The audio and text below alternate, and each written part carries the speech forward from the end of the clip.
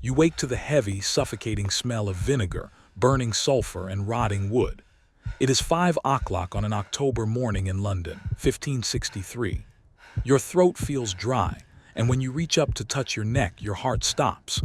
Beneath your jaw, there is a hard, swollen lump, warm to the touch and throbbing with a dull, persistent pain. You look across the small, dark room at your sleeping family, and a sudden wave of ice-cold terror washes over you. You do not just have a fever, you have the plague. And in Tudor London, that lump on your neck is not just a symptom of infection. It is a death sentence, signed, sealed, and delivered by the magistrate, and enforced by the heavy wooden bar about to drop across your front door. We often look back at the Elizabethan era through a lens of golden nostalgia. We think of grand palaces, poetry, glorious sea voyages, and Shakespearean theater. But beneath the velvet cloaks and gilded crowns lies a far darker, filthier reality. The truth is that Tudor London was a ticking biological bomb, a cramped, sewage-drenched nightmare where 500,000 people lived on top of one another in poorly ventilated timber houses. In 1563, nearly a quarter of the city vanished into mass graves in less than a year. The Tudor government did not build hospitals or deliver relief supplies. Their solution to a health crisis was brutal, simple, and absolute. They locked you inside your house with your dying family, posted armed guards outside, and left you to rot. By sunrise, the rumors have already spread through your narrow, overcrowded alleyway. A neighbor saw you coughing. Someone noticed the dark red spots on your child's wrists. Within hours, there is a loud, authoritative knock at your door. It is the parish searcher, an old woman hired by the city to inspect bodies and identify the sick.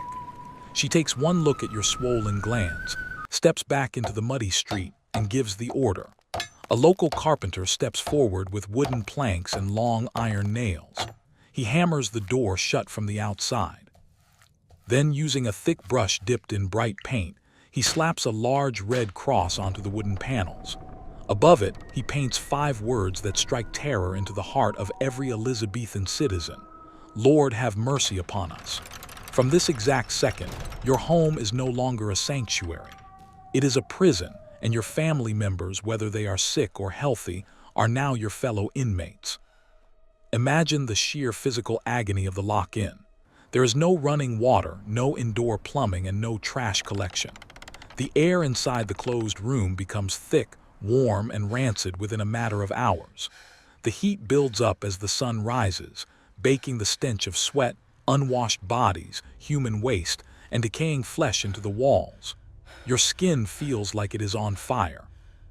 The buboes under your armpits and in your groin swell to the size of apples, turning a deep, dark purple as the tissue beneath your skin dies. Every breath feels like swallowing glass. Your children start crying from thirst, but you cannot simply step out to the local well.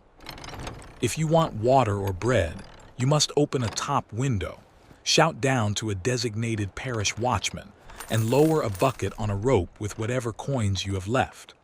The watchman picks up the money, drops it into a bowl of vinegar to disinfect it, and leaves a stale loaf of bread on the cobblestones before stepping away. If you try to climb out of that window, the watchman has explicit orders to use force.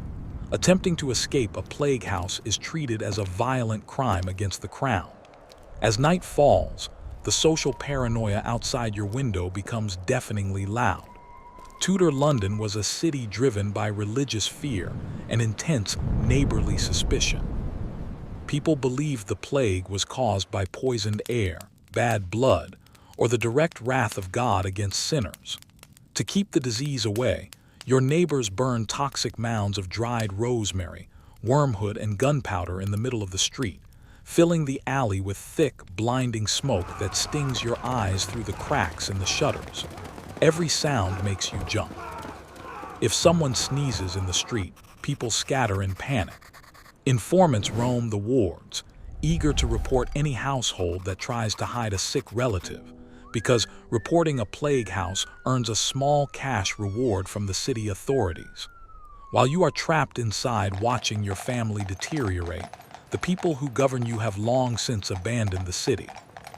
Queen Elizabeth I did not stay in London to manage the crisis or comfort her people.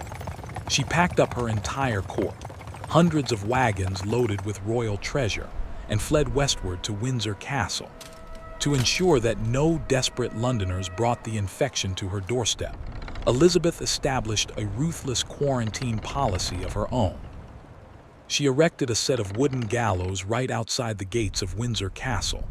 The royal decree was absolute and terrifying. Any merchant, citizen, or traveler arriving from London was to be hanged immediately on the spot, without a trial.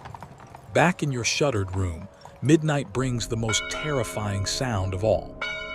Through the quiet, smoky air, you hear the heavy wooden wheels of a cart rattling against the rough cobblestones, accompanied by the slow, rhythmic ringing of an iron handbell.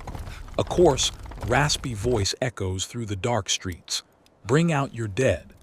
This is the death cart, operated by the lowest tier of London society.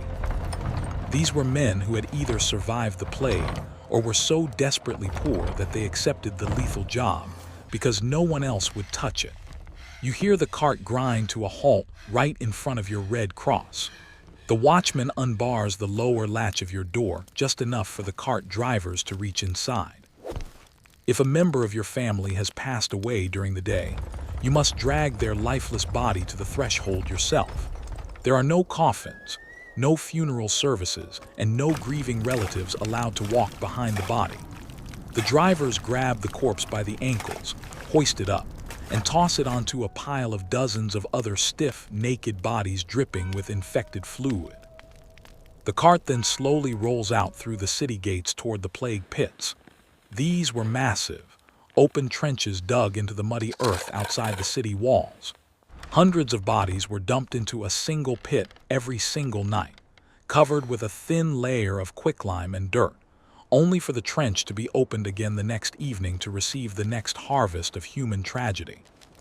If you somehow survive the fever, if your buboes burst and drain instead of killing you, the psychological scars will never heal. You emerge weeks later into a ghost town, stepping over abandoned houses, empty markets, and silent alleys. The plague did not discriminate between the rich merchant and the poor apprentice, but the system certainly did. The wealthy bribed their way out of the city early, while the poor were locked inside their wooden boxes to die together. The horrors of the Tudor plague quarantine reveal the true, unvarnished face of early modern history.